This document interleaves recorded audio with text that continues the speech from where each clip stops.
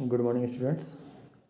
मैं self doctor विशाल तिवारी और आज का जो हमारा टॉपिक है वह है फ्रांस की क्रांति के लिए उत्तरदायी घटनाएं और उस क्रांति के समय में कौन कौन सी घटनाएं किस किस तरह से हुई, इस क्रांति की महत्वपूर्ण तिथियां कौन कौन सी हैं और इस क्रांति के अंदर कौन कौन सी प्रमुख संस्थाएँ सम्मिलित थी, उन सब के बारे में हम लोग शॉर्ट में इसको कंप्लीट करना चाहेंगे क्योंकि टॉपिक हमारे आगे भी बहुत सारे हैं, तो इसको हम कंप्लीट करते हैं जल्दी से जल्दी जितना हो सकता है। ठीक है।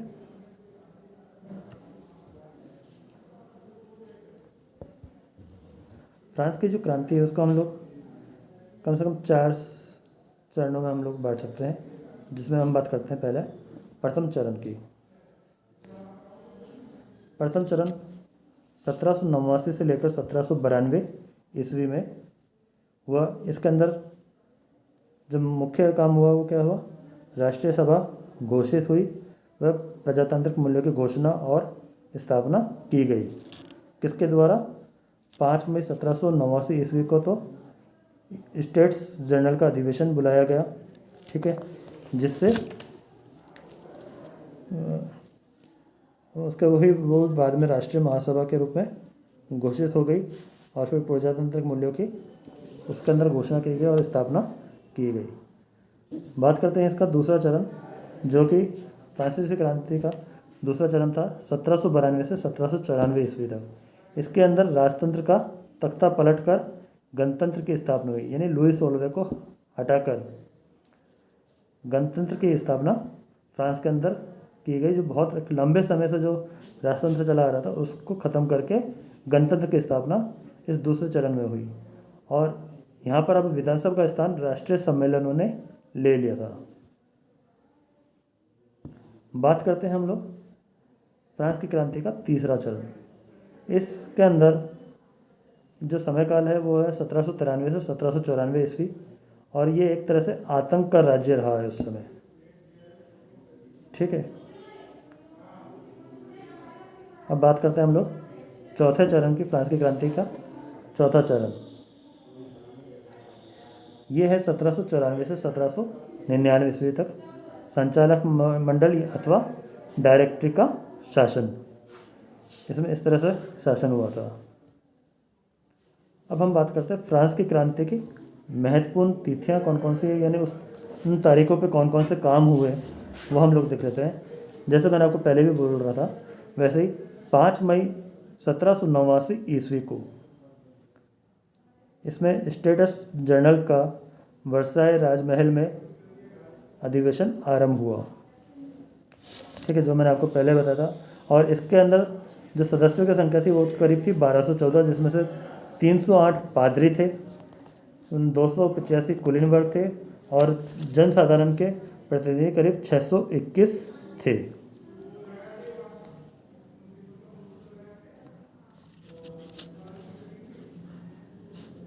पाँच मई को लुई 16वें ने जो उद्घाटन भाषण दिया था उसमें उसने संविधान अथवा सुधारों के बारे में एक शब्द भी नहीं कहा। उसने केवल इसी बात पर जोर दिया कि देश की विषम आर्थिक स्थिति को सुधारने के लिए स्टेट्स जनरल को बुलाया गया है। राजा को यह विश्वास था कि स्टेट्स जनरल उसे नए करों की स्वीकृति प्रदान कर शांतिपूर्वक अपना अधिवेशन समाप्त कर देगी। उसने यह कल्पना में भी नहीं की थी कि स्टेट्स जनरल का अधिवेशन क्रांति का प्रत्यक्ष कारण बन जाएगा। राजा की गलती यही थी कि उसने उन लोगों को एक साथ बैठने का अवसर दे दिया जो सामाजिक तथा राजनीतिक व्यवस्था को पूरी तरह से सुधारना चाहते थे। उसने विशेषाधिकार प्राप्त पादरी और कुलीन वर्ग को बिना किसी अधिकार वाले साधारण वर्ग के सामने खड़ा कर दिया। इसके अलावा अधिवेशन के समय उसके पास न तो कोई स्पष्ट योजना थी और न निर्देश देने का दृढ़ संकल्प ही। बात करते हैं इसमें दूसरी जो महत्वपूर्ण तिथि है वह है 17 जून 1789। इसके अंदर तृतीय स्टेट द्वारा अपने आप को राष्ट्रीय सभा घोषित किया गया। तृतीय स्टेट यानी कि जो सर्वसाधारण वर्ग का जो प्रतिनिधि थी उन लोगों ने अपने आप को राष्ट्रीय महासभा के रूप में घोषित कर दिया। इसकी तीसरी जो महत्वपूर्ण डेट है फ्रांस की क्रांति की वह है 20 जून 1789। इस दिन राष्ट्रीय सभा के प्रतिनिधि द्वारा टेनिस कोर्ट की शपथ ली गई थी और ये राष्ट्रीय सभा के सदस्यों ने संविधान निर्माण होने के तक समय समय पर एकत्र होने की इसमें शपथ ली। टेनिस कोर्ट की शपथ बहुत ही महत्वपूर्ण है। इतिहास के अंदर क्वेश्चन भी आते रहते हैं कि टेनिस कोर्ट की शपथ क्या थी। तो ये जो हुई थी 20 जून 1789 को। इसमें कुलीनों एवं प्रक्रियावादी तत्वों के प्रभाव में आकर लुई सोल्वे ने तीसरे वर्ग के सदन में ताला लगवा दिया था। जब तीसरे सदन के सदस्य हमेशा की भांति सभा भवन में बैठने गए तो उन्हें द्वार पर ताला मिला और सुरक्षा के लिए पहरेदार तैनात थे। सदस्यों को कहा गया कि एक विशेष समारोह की तैयारी के लिए सभा भवन में मरम्मत करवाना जरूरी हो गया है। सदस्यों को कहीं ना कहीं अपना अधिवेशन करना जरूरी था। समीप में ही एक बहुत विशाल भवन था जो टेनिस खेलने तथा घोड़े की सवारी के लिए प्रयोग में लाया जाता था। मिरोबो और आबे इस साइज के सुझाव पर सभी प्रतिनिधि उस भवन की तरफ गए और वहां अपना अधिवेशन किया। उन्होंने शपथ ली कि वे अपनी बैठकें जारी रखेंगे और एक संविधान बनाकर ही छोड़ेंगे। वहां उन्होंने शपथ ली। जो शपथ ली वही इतिहास में टेनिस कोर्ट की शपथ कहलाती है, के नाम से विख्यात है। और कुछ विद्वान क्रांति का प्रारंभ इसी घटना से मानते हैं कि जो कि टेनिस कोर्ट की शपथ के नाम से विख्यात है, क्योंकि स्टेटस जनरल के केवल एक सदन ने एक तरफा कार्यवाही के द्वारा अपने आप को राष्ट्रीय महासभा में परिवर्तित करने के पश्चात अब संविधान बनाने की भी घोषणा कर दी थी। चौथी जिसकी महत्वपूर्ण तिथि है वह है 27 जून 1789।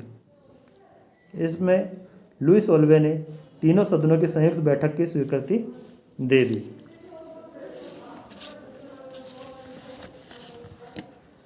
फिर पांचवी जो महत्वपूर्ण तिथि है वह है 9 जुलाई 1789। राष्ट्रीय सभा ने स्वयं को संविधान सभा घोषित किया। तो फ्रांस की क्रांति में राष्ट्रीय सभा ने स्वयं को संविधान सभा कब घोषित किया था? 9 जुलाई 1789 को। इसकी छठी जो महत्वपूर्ण तिथि है वह है 14 जुलाई 1789 ईस्वी। इस दिन जनता ने बास्तिल के किले पर आक्रमण कर दिया और फ्रांस में निरंकुश राजतंत्र के पतन की शुरुआत हो गई। बास्तिल का पतन, ये क्वेश्चन भी आता है हमारे इतिहास के अंदर कि बास्तिल का पतन किस तरह से हुआ। तो फ्रांस की क्रांति और किससे संबंधित है? तो ये है फ्रांस की 1789 की क्रांति। और ये कब हुआ था? 14 जुलाई 1789 ईस्वी को। 14 जुलाई को बास्तिल दुर्ग का पतन हो गया और फ्रांस के अंदर यह राष्ट्रीय दिवस के रूप में घोषित किया गया। तो फ्रांस का राष्ट्रीय दिवस कब है? 14 जुलाई। ठीक है। और किस घटना के उपलक्ष्य में किया गया? बास्तिल के किले के पतन के रूप में। सातवीं जो इनकी महत्वपूर्ण तिथि है क्रांति की, वो है 4 अगस्त 1789 ईस्वी। इस दिन संविधान सभा द्वारा समान शाही तथा वर्ग विशेषाधिकारों को समाप्त कर दिया गया था। ठीक है। तो 4 अगस्त 1789 को क्या हुआ? संविधान सभा, जिसका जो राष्ट्रीय सभा का परिवर्तित नाम है, के द्वारा समान शाही तथा वर्ग विशेषाधिकारों को समाप्त कर दिया गया।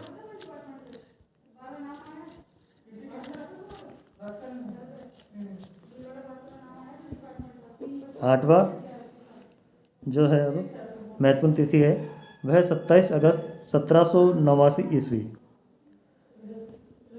इस दिन क्या हुआ था? मानव अधिकारों की घोषणा हुई थी और इसको प्रस्तुत किसने किया था? लफायते ने। 27 अगस्त 1789 ईस्वी को मानव अधिकार की घोषणा की गई, जिसमें प्रभुता का मूल स्रोत राष्ट्र को स्वीकार किया गया तथा मानव की स्वतंत्रता व समानता पर जोर दिया गया तथा इसका आधार सोशल कॉन्ट्रैक्ट, जिसमें 17 धाराएं थी। इसका महत्वपूर्ण आधार क्या था? Social contract. ठीक है। सोशल कॉन्ट्रैक्ट के अंदर 17 महत्वपूर्ण धाराएं थी। अब बात करते हैं हम लोग फ्रांस की क्रांति की। 9वीं महत्वपूर्ण तिथि थी 30 सितंबर 1789। इस दिन संविधान परिषद द्वारा पहला संविधान निर्माण कार्य संपन्न किया गया, जिसमें जनता को सर्वोच्च था और संप्रभुता तथा शक्ति पृथक्करण को मान्यता दी गई थी। जनता को क्या सर्वोच्च माना गया तथा संप्रभुता तथा शक्ति पृथक्करण को मान्यता दी गई। कब दी गई? 30 सितंबर 1789 ईस्वी को। 10वीं महत्वपूर्ण तिथि है फ्रांस की क्रांति की, वह है 5 अक्टूबर 1789 ईस्वी। इस दिन महिलाओं द्वारा पेरिस से वर्साय मार्च किया गया और ये कितना होता? करीब करीब 12 मील तक का मार्च था। और इस दिन महिलाओं ने नारा दिया था, हमें रोटी दो। क्या नारा दिया था? हमें रोटी दो। 11वीं महत्वपूर्ण तिथि है 6 अक्टूबर 1789। इस दिन महिलाओं ने वर्साय से पेरिस का मार्च किया। पहले जो 5 अक्टूबर को मार्च किया वो कौन सा था? पेरिस से वर्साय। और 6 अक्टूबर को किया वर्साय से पेरिस। इसके अंदर राजा व उसके अन्य सदस्यों को पेरिस के महल के अंदर बंदी बना लिया गया था। ठीक है। फ्रांस की क्रांति की 12वीं महत्वपूर्ण तिथि है सितंबर 1791 ईस्वी। इस दिन राजा द्वारा संविधान को स्वीकृति प्रदान की गई और प्रथम लिखित संविधान यहाँ पे तैयार किया गया और इसका नेतृत्व किया था मेरब्यू व सेज ने।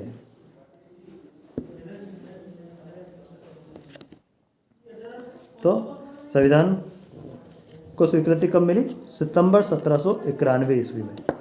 और प्रथम लिखित संविधान तैयार किया गया उस समय। अब बात करते हैं फ्रांस की क्रांति के अंदर जो महत्वपूर्ण तिथि, उसमें 13वीं जो तिथि थी वो थी 25 जुलाई 1792 ईस्वी। इस दिन क्या हुआ? इस दिन बुन्सविक की घोषणा, बुन्सविक यानी ये युद्ध की घोषणा थी। और ये किस किस के बीच में हुआ है? फ्रांस की जनता वर्सेस ऑस्ट्रिया व प्रशा की जनता के, ऑस्ट्रिया व प्रशा के साथ में।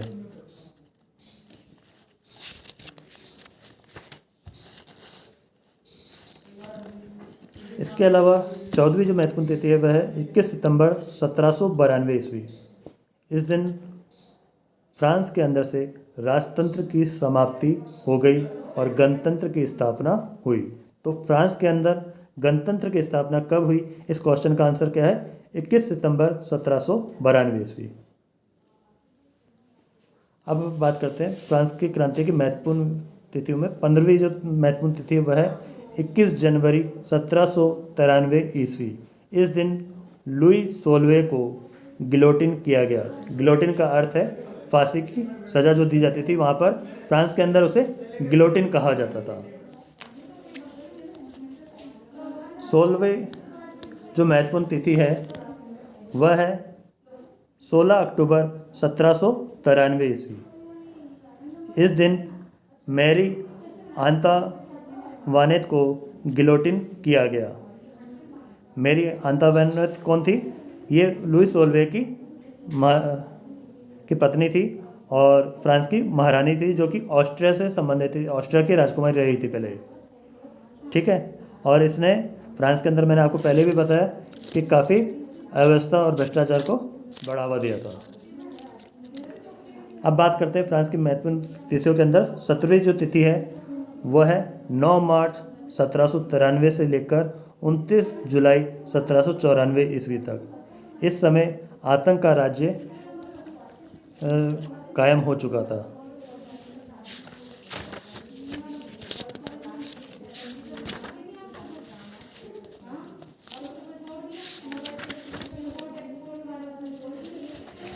कन्वेंशन के शासन की शुरुआत के साथ ही राजधानी पेरिस और प्रांतीय राजधानियों में प्रतिदिन लोगों को सूली पर चढ़ाया जाता रहा।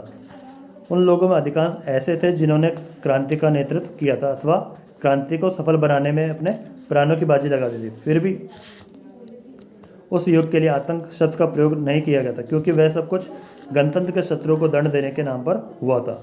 आतंक का राज्य अब शुरू हुआ। इसमें व्यक्तिगत और राजनीतिक लाभ के लिए अपने ही साथियों को मौत के घाट उतारा गया।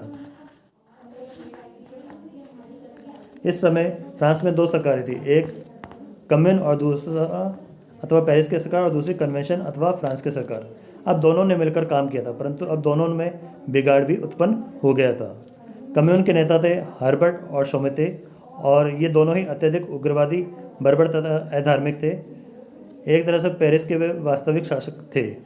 उनके नेतृत्व में कम्यून ने कन्वेंशन को विवश किया कि वह फ्रांस को ईसाइयत के प्रभाव से मुक्त करने का प्रयत्न करे, और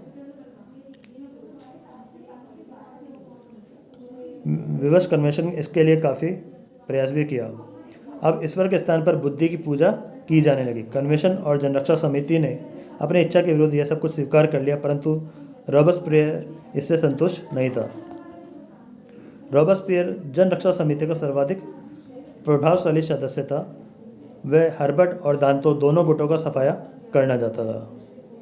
पहले हर्बर्ट और उसके साथियों पर धर्म विरोधी कार्यों का आरोप लगाकर उन्हें बंदी बना लिया गया, और फिर 24 मार्च 1794 को उन सभी को गिलोटिन पर चढ़ा दिया गया। इसके बाद दांतो और उनके साथियों को मौत की सज़ा दी गई, क्योंकि वे लोग अब रक्तपात को बंद करके उदार नीति का प्रतिपादन करने लगे थे। तो इस समय इस तरह से ये पूरा समय आतंक का राज्य चल रहा था। अब अपन बात करते हैं फ्रांस की क्रांति की प्रमुख संस्थाएं कौन कौन सी रही हैं उस समय। तो पहला जो नाम आता है इसमें वो आता है जैकोबिन दल। ये 1789 में ही तैयार हुई थी। Society of the friends of the constitution, ठीक है, कौन सा है? Society of the friends of the constitution. ये पेरिस के जैकोब चर्च के पुस्तकालय में नियमित मिलते थे। सिद्धांत जो थे इनके वो था सत्ता और सारे अधिकार जनता में निहित है। जैकोबिन दल का जो सिद्धांत था वो क्या था? सत्ता और सारे सिद्धांत किसमें निहित है? जनता के अंदर। इसके अलावा जो नाम है वह है गिरि शिखर यानी माउंटेन। इसके सदस्य कौन थे? दाते। इसका जो नेतृत्व कर रहा था वो कर रहा था किसने किया था? दाते के ने। और इसके अलावा सदस्य जो थे मारा, रॉबस्पियर, हेबर। और गिरि शिखर यानी माउंटेन के जो सदस्य थे वह एक लंबी पतलून व लाल टोपी पहनते थे। इस कारण उन्हें सोकुलात के नाम से जाना गया। और जो लंबी पतलून व लाल टोपी वो जो थी वह स्वतंत्रता की प्रतीक थी उस समय। इसके अलावा एक और जो संस्था थी वो था जिरोंदिस्ट, और इसके सदस्य जो थे वो जिरोन प्रांत से संबंधित है, इसलिए इनको जिरोंदिस्ट कहा जाता था। इसके जो नीति संचालक था वो था बिस्ट था, इसलिए इसके सदस्य बिसोटिस के नाम से भी जाने जाते थे। और इनका जो धर्म गुरु था वो था प्लूटार्क। और इसके सदस्य जो प्रमुख सदस्य थे वो थे बिस्ट, मादाम रोला, वर्गनोट, पासे, बूजो, हुमरोज, कडारसे, पेटियम, गांडे और जॉनसन।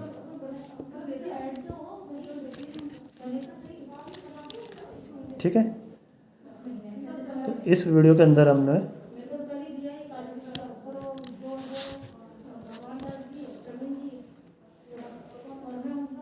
इतने सारी महत्वपूर्ण घटनाओं के और उनकी तिथियों को जाना। और नेक्स्ट वीडियो में हम लोग कोशिश करेंगे कि इस फ्रांस की क्रांति के द्वारा क्या क्या परिणाम निकले, क्या उनका योगदान रहा, वो सबके सामने रखने की पूरी कोशिश करेंगे।